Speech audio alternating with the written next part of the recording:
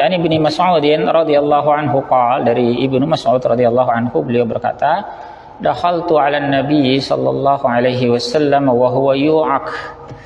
Aku masuk menemui Nabi sallallahu alaihi wasallam saat beliau sedang sakit, demam. Beliau demam, dan ini demam tinggi. Ya, faqultu, lalu aku berkata, ya Rasulullah, innaka tu'aku wa'kan syadida. Jadi sungguhnya engkau innaka tu'aku wa'kan syadidan, wahai Rasulullah, sungguhnya engkau terkena demam, dan ini wa'kan syadidan, demam yang tinggi, yang sangat demam tinggi, tidak seperti demam orang lain biasanya. Qal, beliau bersabda, ajal, betul. Inni u'aku kama yu'aku rajulani minkum. Sungguhnya aku itu mengalami demam sebagaimana dialami oleh dua orang di antara kalian. Maksudnya berlipat yang dialami oleh Nabi Shallallahu Alaihi Wasallam dibandingkan sakit yang sama oleh orang lain. Jadi sakitnya beliau itu dua kali lipat. Qultu, lalu aku berkata, yang Ibnu Mas'ud berkata, dzalika anna laka ajrain. Apakah karena itu engkau mendapatkan dua kali lipat pahala? Beliau bersabda, qala ajal, betul. Dzalika kadzalik, ya. Memang demikian. Jadi beliau mendapatkan ujian sakit yang dua kali lipat dibandingkan orang biasa. Karena itu beliau juga mendapatkan pahala yang berlipat. Ya. Kemudian beliau katakan, yang mirip dengan tadi, ma min muslimin yusibuhu adzan syaukatun fama fawqaha. Tidaklah seorang muslim tertimpa oleh sakit, duri atau yang lebih besar dari itu, illa kaffarallahu biha sayyi'atih. Kalau tadi illa kaffarallahu biha khatayahu. Ini redaksi yang agak berbeda tapi maknanya kurang lebih sama. Kecuali Allah menutupi melalui musibah itu sayyi'atihi, dosa-dosanya atau kesalahan-kesalahannya. Dan bukan hanya itu, bukan hanya Allah tutupi, di kelanjutan hadis ini disebutkan wa huttat anhu dzunubuhu kama tahuttu syajaratu waraqaha, dan digugurkan darinya dosa-dosanya sebagaimana pohon itu menggugurkan daun-daunnya. Pernah lihat daun gugur itu dari pohon? Betul-betul dia lepas dari pohonnya. Seperti itu kesalahan.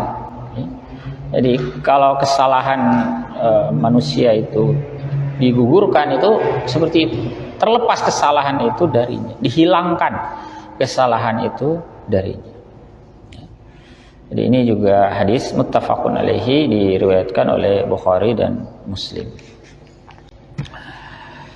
Kemudian di bagian akhir ada sedikit penjelasan Al-Imam An-Nawawi tentang beberapa kosakata di atas. Al-wa'ku itu maknanya maksul humma. Jadi bisa bermakna apa? Dampak dari sakit itu, demam itu.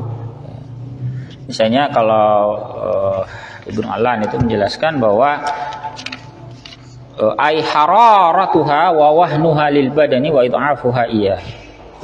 Ini panas yang ada, kemudian rasa lemah pada badan, itu membuat lemas. Bisa kalau kita demam itu sangat tinggi, itu badan itu rasanya sulit digerakkan, bahkan kadang sampai ke tulang, gitu, bisa ada sampai demam terasa sampai ke tulang. Berat sekali yang beliau alami. Atau ada juga yang mengatakan waqila al-wa'ku itu maknanya ada al-humma, demam yang sangat tinggi. Terlepas dari mana itu, yang jelas ikhwafillah rahmatullahi alaikum, ketika beliau sakit beliau itu berlipat dibandingkan dengan sakitnya manusia biasa, manusia yang lain selain Nabi dan Rasul. Karena memang ujian mereka para Nabi dan Rasul itu ujian yang sangat-sangat berat. Tapi meski berat, para Nabi dan Rasul senantiasa bersabar. Dan inilah keteladanan yang patut kita jadikan sebagai contoh. Bersabarlah atas musibah yang terjadi, termasuk sakit. Kalau ada yang diuji sakit, di satu sisi kita bersabar sekaligus juga bersyukur bahwa dengan sakit itu banyak sekali fadilah. banyak sekali fadilah yang Allah berikan kepada kita. Ya, tadi yang sempat disinggung oleh Nabi Shallallahu Alaihi Wasallam, ini itu untuk menggugurkan dosa-dosa kita, naikkan derajat kita di sisi Allah Taala, ya, dan banyak lagi. Ya. Bahkan sebetulnya nikmat sakit itu diantaranya juga untuk membuat kita menyadari nikmat-nikmat yang bisa jadi saat sehat kita lalaikan. Kadang kita itu kan merasa luar biasanya nikmat kaki itu kalau kaki sakit, ya, betapa istimewanya nikmat mata ketika mata sakit. Pada saat sehat biasa saja, tapi ketika sakit baru terasa. Karena memang kadang nikmat itu baru kita sadari betapa berharganya ketika dicabut, hilangkan. Ketika masih ada biasa-biasa saja.